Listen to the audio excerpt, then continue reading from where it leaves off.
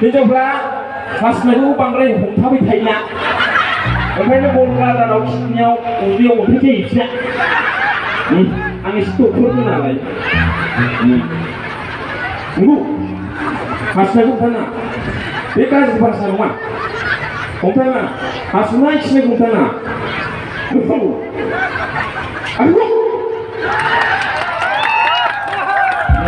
मा गाज्रि मोनो बिदि होनबा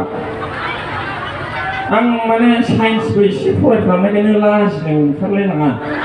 दा मानसियानो दा फैया एथ' गोबाव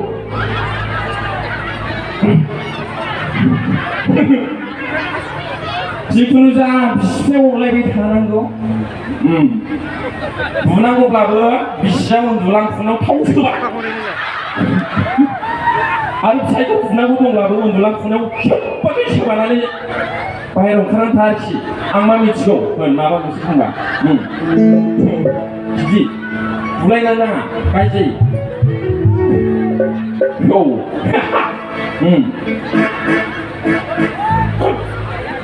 औ